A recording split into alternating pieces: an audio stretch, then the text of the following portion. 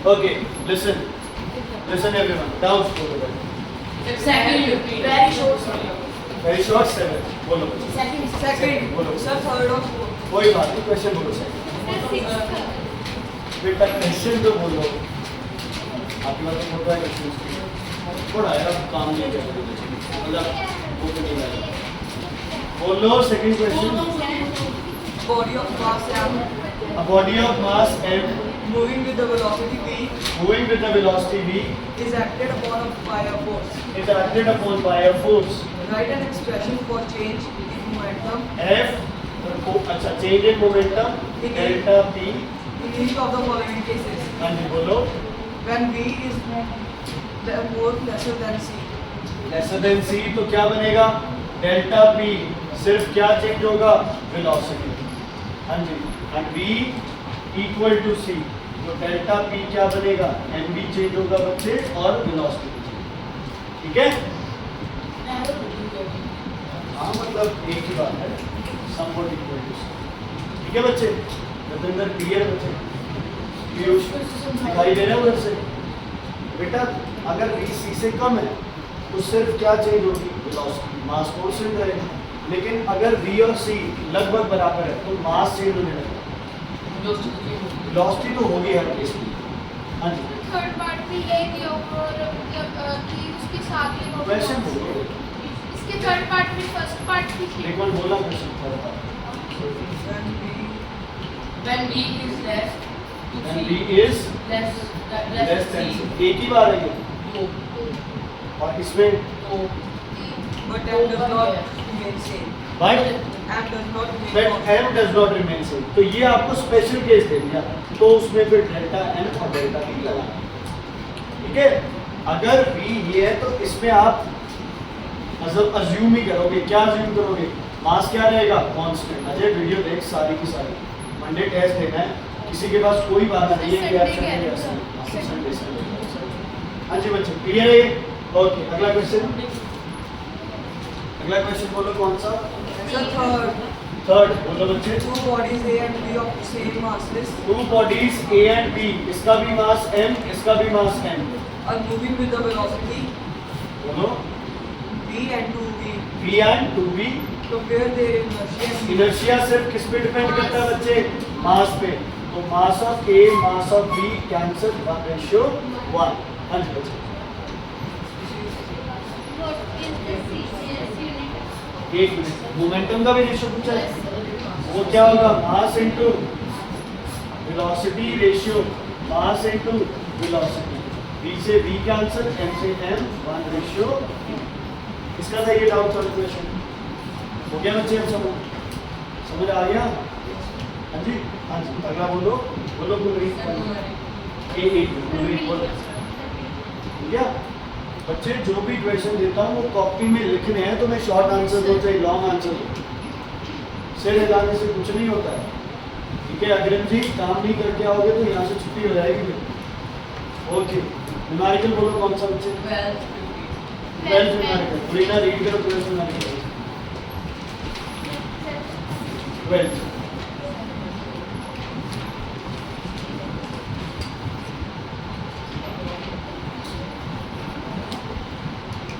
A body of mass 500 grams. मास है 500 grams. तो बताइए आपको क्या करना है? अब क्या हो गया ये? हाँ जी बच्चे. Initially at rest initially at rest is acted upon by a force which causes it to move a distance of 4 meters in 2 seconds. 4 meter और टाइम है बच्चे 2 सेकेंड्स. हाँ जी. Calculate force. Calculate force. Forces mass into acceleration. Mass है, acceleration नहीं है. अब acceleration के कई सारे फॉर्मूला है. A equals to v minus u upon t. u है हमारे पास, t है हमारे पास, v नहीं है.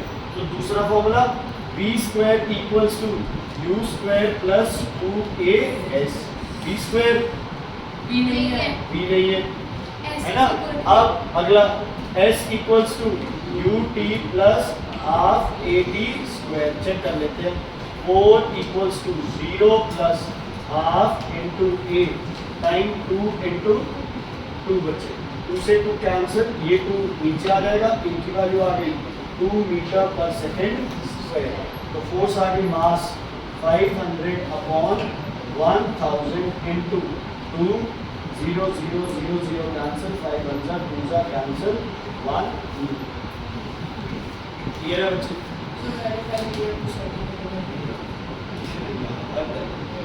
उल्टा चल मीटर को किस सेंटीमीटर में लगा?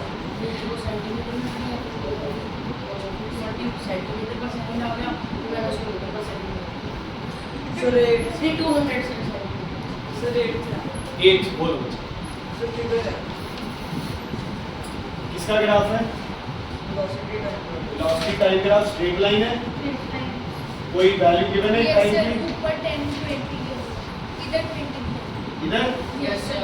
20 मीटर पर सेकंड, नीचे 10 Five. यहाँ Yes, five. 5 सेकंड, नीचे क्या गया है 10। इसके कोई है 1 2 0 1 2 3 4. नहीं है यहाँ कुछ भी नहीं है, जो मर्जी अपने को तो एक से मतलब है ना। चलो बोलो क्वेश्चन, Zero से मतलब बोलो क्वेश्चन बोलो। Show the velocity time graph of a particle of mass 100 gram. Okay, मास है बच्चे 100 ग्राम, पेपर है ना, ध्यान देना। मास 100 ग्राम है तो बच्चे 100 अपॉन, 1000 मेरी बात क्लियर है? नहीं क्लियर तो पूछो। मेरी बात क्लियर है? ठीक है, अब u क्या होगा? 0। u क्यों 0 होगा इसमें? u क्यों 0 होगा? बॉडी कहाँ से स्टार्ट करेंगे? 0 से, इनिशियली रेस्ट से। अगर यहाँ से ग्राफ होता तो ये u की वैल्यू आती, बच्चों में रुक जाओ, अगर 10 से स्टार्ट होता तो u की वैल्यू क्या आ जाती? 10। क्लियर है बच्चे? समझ आ गया? हो गया था ये क्वेश्चन? u 0 है, v कितना है बताओ? v बताओ? 20। v कितना है? 20। ठीक है, टाइम कितने सेकंड्स गिवन है? 5 सेकंड्स। यहाँ से क्या निकाल सकते हो? एक तो तरीका है ये, समझ आ गई? u लिख लिया, v लिख लिया, एक और तरीका है, इसकी स्लोप क्या देती है आपको? इसकी स्लोप क्या देगी आपको? Acceleration. एक्सेलरेशन। स्लोप का फॉर्मूला x2 x1 5 माइनस 0। 5 पे कितना है? 20। 0 पे कितना है? 0। 4 मीटर पर सेकेंड स्क्वायर, इससे multiply, answer F equals to mass into 0.4. Acceleration. F equals to mass into acceleration, mass into acceleration. Clear है बच्चे? क्लियर है? अभिषेक ओके, और क्वेश्चन बोलो। हाँ जी बेटा, 7 बोलो बच्चे। A force acts for a 10 seconds on a stationary body of time mass 10 seconds on a stationary body of mass 100 kg, 100 kg। after which the force ceases to act. इसके बाद force act करना क्या हो गई? बंद। हाँ जी, The body moves through a distance of 100 meter in next 5 seconds. अगले 5 seconds में बॉडी ने 100 मीटर चला। ध्यान से सुनना, अगले 5 सेकंड्स पे जिस पे फोर्स नहीं लग रही है तो एक्सेलरेशन क्या होगा इस बॉडी का? 0। एक्सेलरेशन क्या होगा इस बॉडी का? 0। हाँ जी, The velocity acquired, calculate the velocity acquired by the body. Velocity acquired. अच्छा, और Acceleration produced by force and magnitude of the force. Velocity acquired. ठीक है, यहाँ वेलोसिटी क्या रहेगी इस केस में? कांस्टेंट। वेलोसिटी क्या रहेगी? वेलोसिटी रहेगी कांस्टेंट। क्यों? क्योंकि फोर्स एक्ट नहीं कर रही, फोर्स एक्ट नहीं कर रही तो एक्सेलरेशन क्या हो जाएगी? 0। तो यहाँ वेलोसिटी का डायरेक्ट लग सकता है क्या? s अपॉन t क्या होगा? 100 अपॉन 5, 20 मीटर पर सेकंड। ठीक है बच्चे, यहाँ जो वेलोसिटी निकली है वो यहाँ की कौन सी वेलोसिटी थी? Final velocity. Is it clear और नॉट? भाई वो जिस वेलोसिटी से चलता गया जसवंत जी, वो पिछले की क्या थी? पिछले की क्या थी वो? Final velocity. ठीक है जी, तो इसकी फाइनल आ गई। ए की वैल्यू निकाल लो, u minus v minus u upon v। ए की वैल्यू आ गई 2, मास 100, 100 into 2, 200 न्यूटन। ठीक है बच्चे, क्लियर है? इंजन हमेशा क्लियर है, हो गया मेरे बात। पुराने वैसे सॉल्यूशन होंगे तुम्हारे पास, लेकिन उन्हें कॉपी कर करके मत किया करो, समझ के किया करो। नहीं होता तो मैं यहाँ बताऊंगा ना दोबारा। करना हो गया बच्चे? मेरे हो गया? कल से वो नहीं हुआ तो देखना रन लाया सारे पेरेंट्स प्रॉब्लम जुड़ा देंगे। There is no something.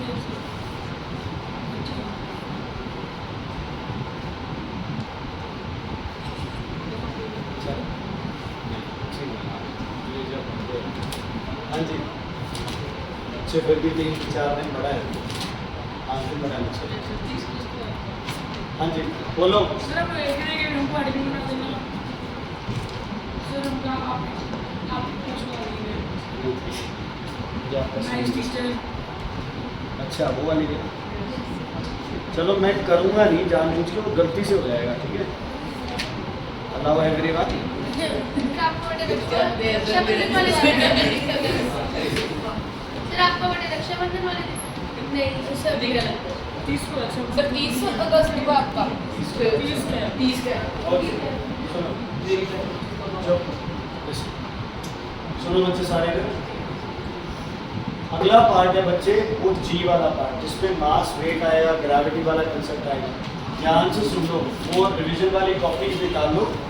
आज उसी पे आप आधा घंटा लगाने वाले हैं, फिर अपना टेस्ट के लिए तैयारी हो जाएगी अपनी, है ना?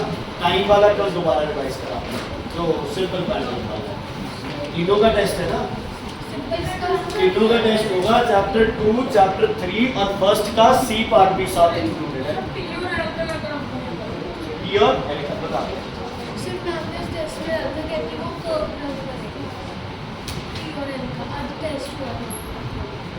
और मैम ने क्वेश्चन डाला था, अगर हम टी स्क्वायर और एल का ग्राफ प्लॉट करो, what change will you observe if the graph is plotted between T and L?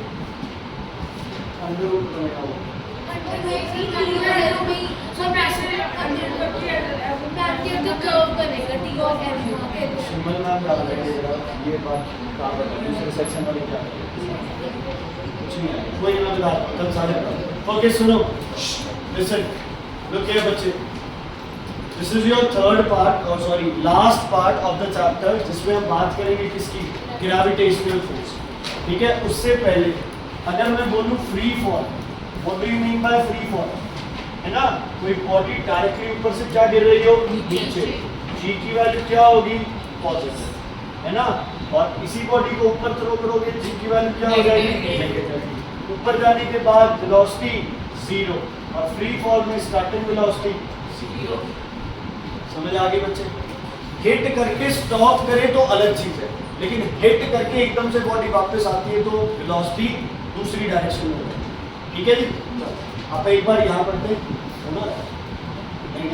Okay ठीक है, फ्री फॉल समझ आ गया। अब कोई भी बॉडी जो है वो धरती के सरफेस की तरफ क्या होती है बच्चे? अट्रैक्ट। धरती के सरफेस की तरफ क्या होती है? अट्रैक्ट। और इसको आप क्या बोलते हो? फोर्स ऑफ ग्रेविटी या फोर्स ड्यू टू ग्रेविटी, या कॉमनली इसे हम क्या बोल रहे हैं? ग्रेविटी बोलते हैं। हम इसे क्या बोल सकते हैं? Gravitational force. क्या बोल सकते हैं? Gravitational.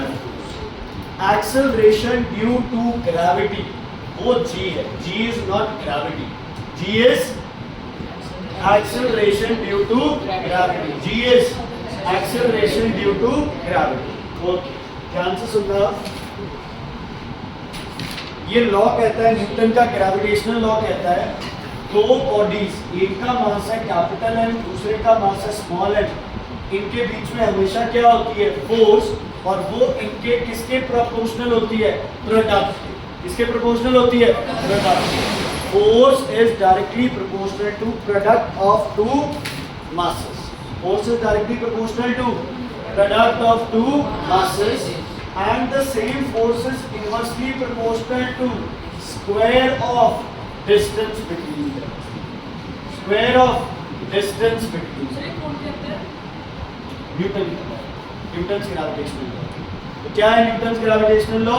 Newton's gravitational law says that the force is directly proportional to product of two masses and inversely proportional to the square of distance between them. Square of distance between them. दोनों में से एक भी मास अगर double हो जाए तो force कितने टाइम्स हो जाएगी? 2 टाइम्स. अगर दोनों डबल हो गए तो 4 टाइम्स. एक डबल एक ट्रिपल तो 6 टाइम्स. 2 into 3 है ना. दोनों 4 टाइम्स तो 16 टाइम्स. ऐसे होता रहेगा. समझ आ गई? हम आपस में ग्रेविटेशनल फोर्स को फील क्यों नहीं करते? Because we have very very small masses. ठीक है. तो ग्रेविटेशनल फोर्स सिर्फ किसके बीच में होता है? बिग हेवनली बॉडीज और दूसरी बॉडीज के बीच. समझ आ रही बच्चे? Attraction. Always attract. Always attract. Okay. Navneet. हाँ जी. कर तो रही है. सरफेस ले. देखो सरफेस हटा दो. सरफेस देखो फिर ना. ओके नवनीत. आर को 2r कर दिया. फोर्स पे क्या फर्क है? दोनों के बीच की सेपरेशन को डबल कर दिया. फोर्स क्या हो जाएगी? भवन कम हो जाएगी. Very good. पहला तो ये क्या कितनी कम कितनी ज्यादा? 2 टाइम्स हो जाएगी. दिया 1/4 हो जाएगी. अपने आप किया बच्चे. सच बताया. हसरत सच्ची बताएगी. आपने बताया झूठ नहीं बोलना. हाँ जी. मैं आप किया देखो किया. बहुत अच्छी बात है. एफ नवनीत जी कितना हो जाएगा? 1/4. कैसे होगा 1/4? 1 अपॉन अब क्या हो जाएगा? 2 स्क्वायर. यही होगा. तो एफ प्रोपोर्शनल टू क्या हो जाएगा? 1 अपॉन 4r स्क्वायर. पहले क्या था? अकेला 1 अपॉन r स्क्वायर. अब ये नीचे 4 हो गया. तो फोर्स कितने टाइम्स हो गई? 1/4 टाइम्स. कितनी हो गई? 1/4 टाइम्स. जल्दी करने के लिए सीधा सा हिसाब है. स्क्वायर करो और क्या कर दो? रेसिप्रोकल. ट्रिपल हो गई तो ट्रिपल का स्क्वायर 9. इनवर्सली है तो इनवर्सली का रेसिप्रोकल 1 अपॉन 9. ठीक है बच्चे? Is it clear? सब बच्चे करेंगे. हाँ जी. वो आगे जब बताऊंगा तब. कहाँ लिखा?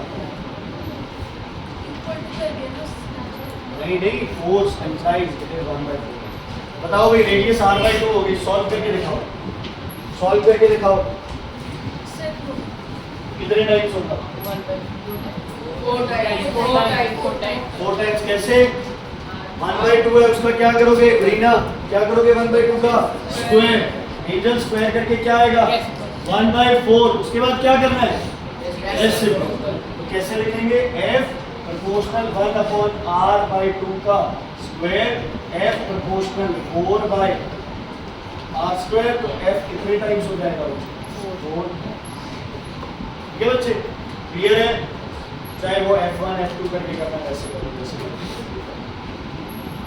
f1 f2 करके बताओ. आप ऐसे कर सकते हो जैसे f1 क्या है? Proportional 1 upon r square. और f2 की वैल्यू कितनी आई है? 4 अपॉन r स्क्वायर. दोनों को इक्वल रख लो. f2/f1 will be r square से r स्क्वायर कैंसिल. f2 का 4 f1 का 1. f2 is 4 times of. ठीक है? इसे t1 l1 नहीं समझा? देखो f1 क्या है? 1 अपॉन r स्क्वायर. अब r की वैल्यू क्या रख दी आपने? r/2. 2 का स्क्वायर 4 का चला गया ऊपर. तो f2 की वैल्यू आ गई 4 अपॉन r स्क्वायर. तो f2/f1 f2/f1 r स्क्वायर से r स्क्वायर क्या हो जाएगा? कैंसिल. f2 के ऊपर क्या है? 4. f1 के ऊपर क्या है? 1. ठीक है? ऐसे क्लियर है बच्चे? बाकी को सब क्लियर? ओके. चलो इसको कंबाइन करते हैं लोगों को. क्या बनेगा कंबाइन करने के बाद? एक proportional to m upon m है और नीचे क्या लिख दिया? r square. प्रोपोर्शनैलिटी का साइन क्या लगाऊं? g. What is capital G? Universal gravitational constant. क्या नाम है इसका? Universal gravitational constant. ओके. मुझे g की वैल्यू निकाल के दिखाओ इस फॉर्मूला से. निकालो बच्चे, नहीं है इसके छोटा। मेरा तो ऐसे मन दुखता है ऐसे आप पेज वेस्ट करते हो। अब ये जितना भी आपने किया ये 4 लाइनों में हुआ ऐसे ही। देखो पेज वेस्ट मत करो, करो करो करो। जी की वैल्यू निकालो, देख लो ऐसे करते हैं। लिख पहले पूरा ही H F equals to G capital N small N upon R square. G की वैल्यू निकालो बेटा, करो जी क्या आएगा जी, एफ इंटू नहीं फॉर्मूला बनाना है जी का, जी का फॉर्मूला बनाओ बच्चे, फॉर्मूला जी का ना, जी इक्वल्स टू करो क्रॉस मल्टीप्लाई वगैरह, इधर जी का जी रह जाएगा, आर स्क्वायर ऊपर क्या बन जाएगा F into R square upon capital M small. ये बना कि नहीं बना, बन गया। अब इसके यूनिट लिख लेते हैं आपका, फोर्स का यूनिट क्या होता है आर स्क्वायर, आर क्या है distance, metre, metre square, KG और केजी क्या हो गया केजी स्क्वायर, तो जी का यूनिट क्या हो गया बच्चे newton metre square KG square. Value याद रखनी है 6.67 इंटू 10⁻⁻11।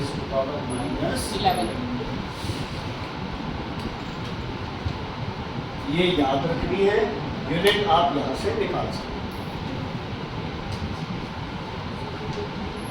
जो काम कर रहे उसको भी करने मिलेगा।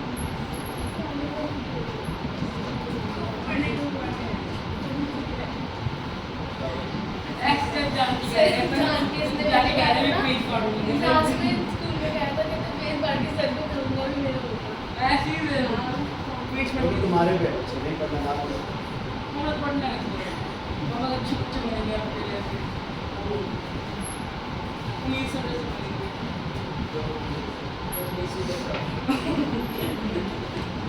क्या बार बार बोले जा रहे हैं पुनीत सर बहुत अच्छा पढ़ाते हैं, ये वो चुप करेंगे।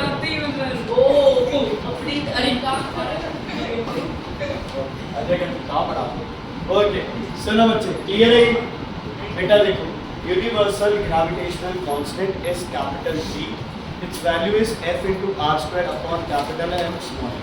ये कहाँ यूज होता है, ये आपका वहाँ हम वैसे तो इसे हर जगह यूज कर सकते हैं, लेकिन ये लॉ ज़्यादा एप्लीकेबल कहाँ है जहाँ दो बॉडीज़ का मास क्या है बहुत ज़्यादा, इसीलिए वो 10⁻⁻11 वाला फैक्टर है ना, उसको कवर करना जरूरी है।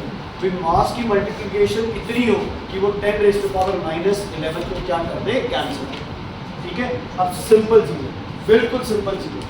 सबसे पहले मास, अच्छा F equals to G capital M small m upon R square.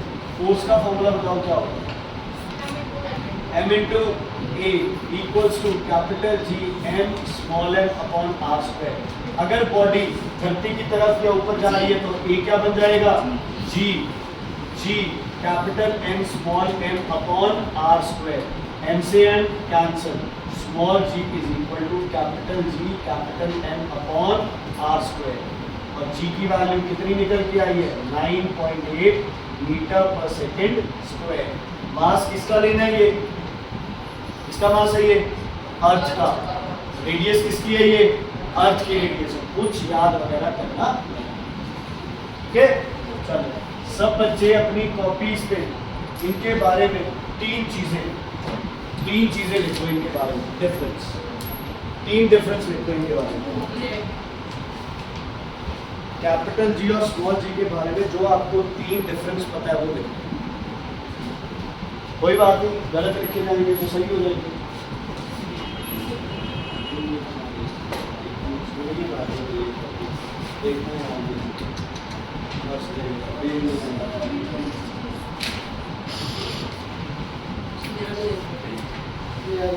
मैं तो इससे भी ज़्यादा करो बच्चे, कैपिटल G और स्मॉल g। एक तो इनकी वैल्यूज का डिफरेंस आ गया, एक इनके नाम का डिफरेंस आ गया, है ना, नाम का, वैल्यू का, फॉर्मूला, यूनिट, कितनी सारी चीजें जो आप इनके बारे में लिख सकते हो।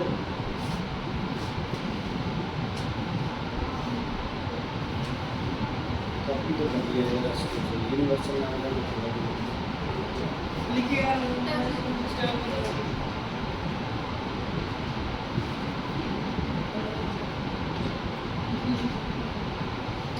लिख लिया लिखो अच्छे लिखो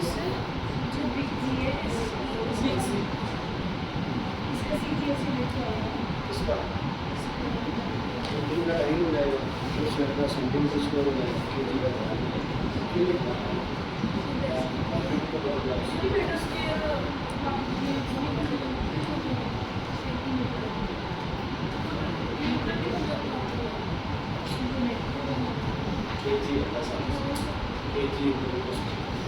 ओके चलो इसका नाम क्या है यूनिवर्सल ग्रेविटेशनल कांस्टेंट और ये क्या है एक्सेलरेशन ड्यू टू ग्रेविटी ये सरप्लस है ना मतलब इसको हम डिफरेंस में यूज तभी करते हैं जब तुम्हें कुछ और तरीका नहीं मिलता है क्योंकि ये तो नाम है यार ये तो अंडरस्टूड है ओके जी की वैल्यू क्या होगी 6.67 इंटू 10⁻⁻11 यूनिट लिख देना और इसकी होगी 9.8 मीटर पर सेकंड स्क्वायर हाँ अगर आप यूनिट अलग अलग लिख के लिखना चाहते हो तो भी कोई दिक्कत नहीं है लेकिन वैल्यू मेंशन करते हो तो यूनिट लिखना जरूरी है उसके साथ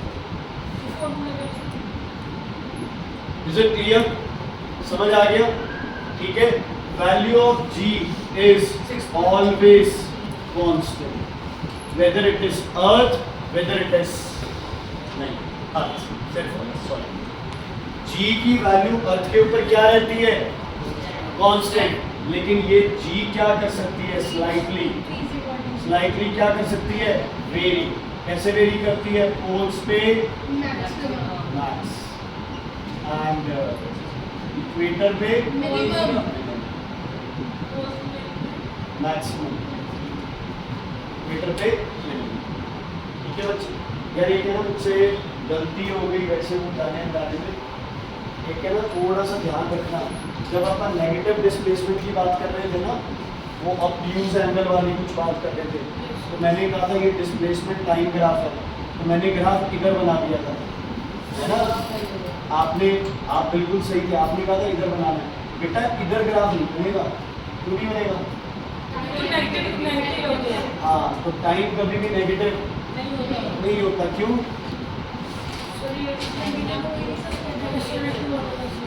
मतलब रीजन लिखना पड़ जाए it is a scalar it is a ऐसे तो बोलोगे टेम्परेचर भी स्केलर है ये कैसे नेगेटिव है इसका फॉर्मूला भी लिखना है फॉर्मूला लिखना है तो कैपिटल जी का तो लिखा जाएगा F R square upon capital M small M इसका लिखा जाएगा जी अभी निकाला तो जी एम अपॉन आर ठीक है बच्चे तो ये देखो आपके पास 1 2 3 है ना 4 ये सारे डिफरेंसेस बच्चे कोई और डिफरेंस लिखा है किसी ने क्या इट्स यूनिट इज नॉट चलो हो गया बस और कोई डिफरेंस और कोई डिफरेंस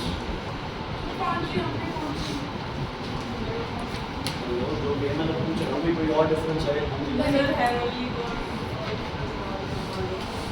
नहीं मतलब ये भी तो बड़ी बॉडी होगी उसका ही होगा मतलब मेरी एक्सेलरेशन ड्यू टू ग्रेविटी क्या है कोई कुछ भी नहीं करती आगे क्या होता है ठीक है बच्चे अब बात करते हैं हम किसकी मास एंड वेट वेट क्या है force mass is the amount of matter contained in a body ठीक है mass is the amount of matter contained in a body और वेट क्या है आपके पास फोर्स किसकी फोर्स है ये फोर्स ऑफ ग्रेविटी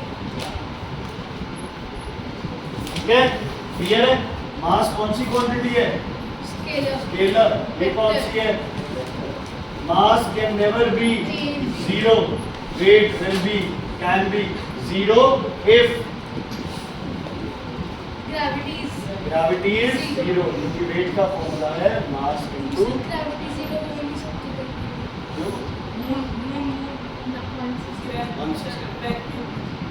वैक्यूम में ग्रेविटी हम तो केस बता रहे हैं यार वो तो अगले का है ना मतलब आप जब किसी भी हेवनली बॉडी के इन्फ्लुएंस में नहीं रहोगे तो ग्रेविटी क्या हो जाएगी अगर हम किसी भी हेवनली बॉडी के इन्फ्लुएंस में ना रहे तो ग्रेविटी क्या हो जाएगी उस बॉडी पे सी। स्केलर वेक्टर मास स्केलर क्यों है क्योंकि इसको डायरेक्शन नहीं चाहिए और वेट की हमेशा क्या होती है डायरेक्शन।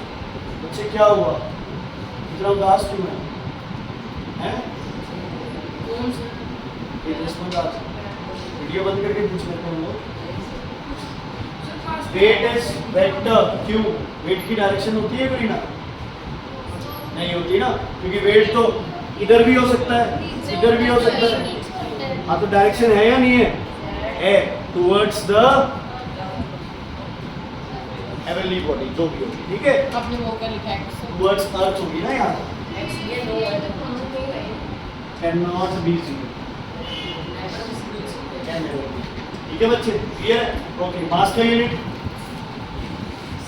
केजी ग्राम इसका मीटर टाइम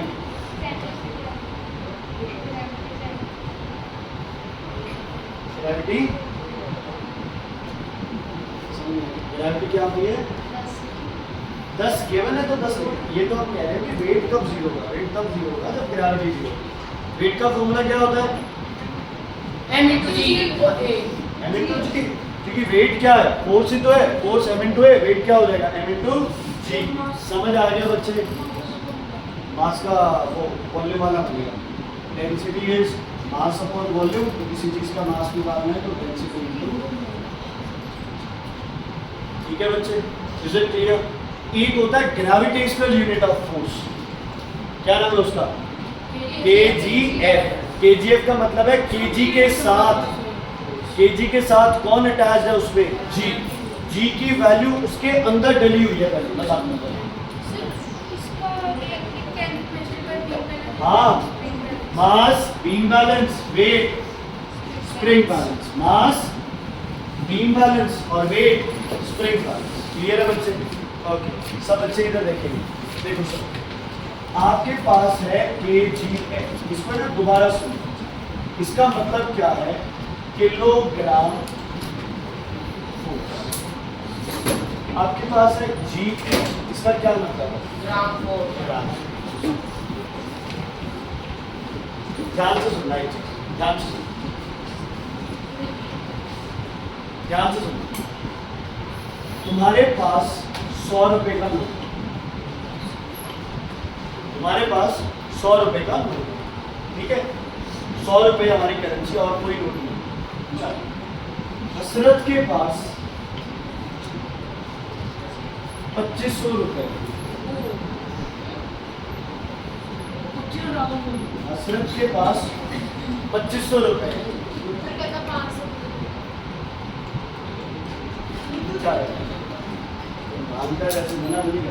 चलो विभू के पास 5,000 रिप्रेजेंट करने के दो तरीके हमारे पास रिप्रेजेंट करने के क्या तरीके हमारे पास दो। हमें पता है कि करेंसी के नोट सिर्फ कितने के हैं 100 कितने के 100 के। मैं ये बोल सकता हूँ कि हसरत has 2500 rupees and Vibhu has 5000 rupees. इसको बोलने का कोई और तरीका बताओ कि पता चले कितने पैसे। अर्शदेव गुस्सा हो रहा है ले बस जीरो मुंह में लटका लिया इसने। हाँ जी बोलो क्या तरीका है देखो अगले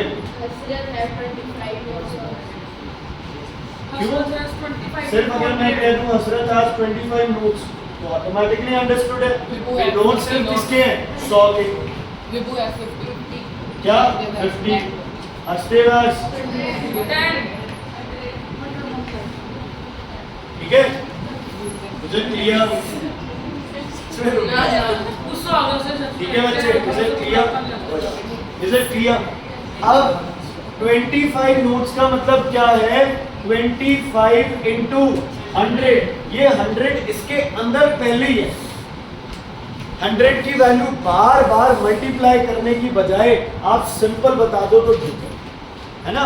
ऐसे ही बच्चे अगर आप फोर्स लिख रहे हो 25 kgf मतलब इसमें g की वैल्यू क्या है, इंक्लूडेड है।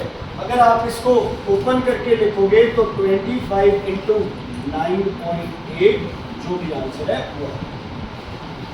अगर मैं बार बार ये 9.8 नहीं रखना चाहता, मतलब मेरा मास है 10 है ना, इसका मास है 20, 30, 40, 50, 60, 70 ऐसे मास वेट बता रहे हैं, तो मैं अपना वेट बताऊंगा 10 इंटू 9.8, 20 इंटू 9.8, 30, 40 इंटू, तो कैलकुलेशंस है ना। इसकी बजाय मैं क्या करूं, मेरे वेट को किससे मल्टीप्लाई कर दो, जी से। कितना हो गया मेरा वेट, 10 केजी में था तो केजीएफ, अगर 10 ग्राम था तो क्या हो जाता, 10 ग्राम। केजीएफ और ग्राम फोर्स में जो ग्रेविटी की वैल्यू है वो 7 डाली हुई है पहले, समझ आ गई, वो 7 क्या है पहले ही डाली हुई है। तो अगर आप केजीएफ को न्यूटन में चेंज करोगे तो किसकी वैल्यू से मल्टीप्लाई करना है, जी की। किसकी वैल्यू से मल्टीप्लाई करना है, जी की।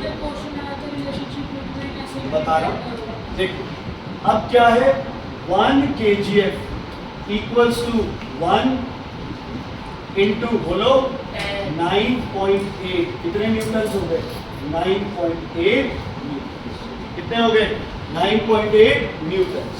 क्लियर है बच्चे, चलो 1 kgf में कितने ग्राम फोर्स होंगे, 1000 ग्राम फोर्स। समझ आई कि नहीं है ये चीज, नहीं समझ आई तो पूछो। क्लियर है, ओके। इसको अपन ने किस यूनिट में कर दिया, सीजीएस। इसका सीजीएस क्या होता है, कितना डाइन होता है, 10 रेज़ टू पावर 5। ठीक, 1 gram force equals to 9.8 into 10 raise to power 5 upon कितनी जीरो है, 1 2 3, इसको ओपन कर दें, 1 2 3 4 5, 1 2 3 1 2 3 980, ये 0 से 0 का answer. 1 gram force equals to 980।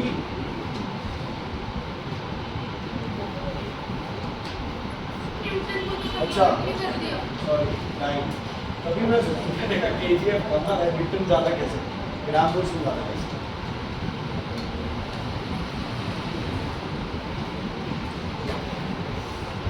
क्या बताया मेरे बच्चे को, तो रीत आपके लिए थोड़ा इसलिए लगता है बार बार भी इतना तंग होके ट्यूशन पढ़ने आते हो बच्चे, ये अगर ये कर रहे हैं तो जल्दी हो जाएगा बेटा, तुम तंग होना है, तुम्हें डांटना मारना वो तो हो गया ना पहले, अब तो रिवीजन है, अब तो तुम्हें कुछ समझना है। 25 kgf का मतलब है जी की वैल्यू उसमें पहले से ऐड, kgf आते समझ लो वेट है, इसको न्यूटन में करना है तो 25 इंटू 9.8, जी की वैल्यू ऐड है इसमें, जी की वैल्यू मल्टीप्लाई है ऑलरेडी इसके अंदर। ठीक है, वो जी बार बार मल्टीप्लाई करने की बजाय आपने इसको यूनिट ही बना दिया kgf। अगर kgf से ग्राम में करना है, मास निकालना है, तो क्या होगा 25 kg, 25 kg से वेट बनाना है तो 25 kgf, 25 kgf से मास बनाना है तो 25 kg। सिंपल सिंपल, समझ आ गया बच्चे, ऐसे क्लियर मुझे देना, मुझे क्या पूछ ले तो क्या दिक्कत है, कम क्या समझ आया बोलो, आप बताओ क्या समझ आया, kgf का क्या मतलब है, 25 kgf में जी की वैल्यू है, मल्टीप्लाइड है पहले अगर हम kgf को 90 पॉइंट, अगर जी की वैल्यू डालनी है तो 9.8 डालो उसमें, है ना। अगर जी को ऑटोमेटिक अंडरस्टूड रखना है भी, इससे अगर न्यूटन बनाना है तो kgf का मतलब है इसमें जी की वैल्यू मल्टीप्लाई आपको करनी पड़ेगी, ऑलरेडी वो जी की फॉर्म में है, उसकी वैल्यू डाली नहीं हुई है उसमें। 25 kgf का मतलब है उसमें जी को जी माना गया है, जी की वैल्यू नहीं पुट की हुई। ठीक है, अगर जी की वैल्यू पुट करनी है तो वो क्या बन जाएगा, न्यूटन।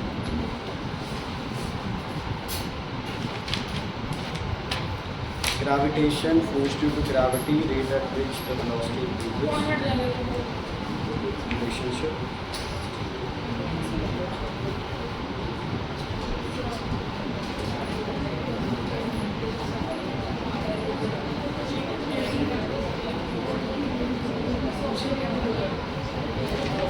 मून की ग्रेविटी हमसे क्या है 160, मून की ग्रेविटी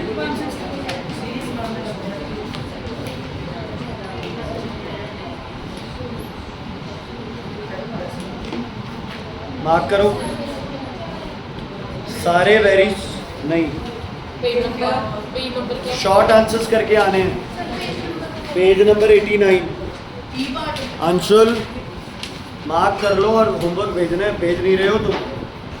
पेज नंबर 89 सी शॉर्ट आंसर्स सारे.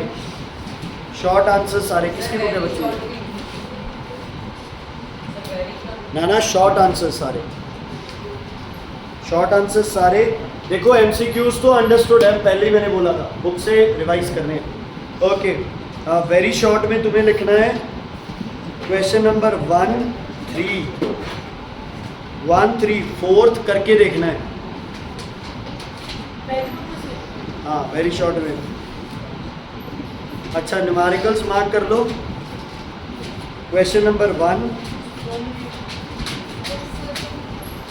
1 4 5 6 7 8 11 11 12 14 11 की बात है 13 11 के बाद 13 11 के बाद 13 13 के बाद बच्चे 15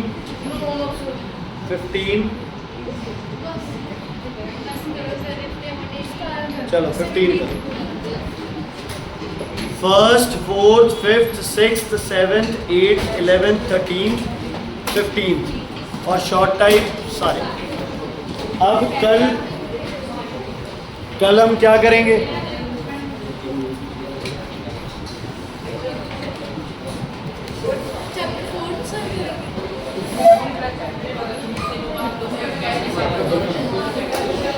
Is it clear?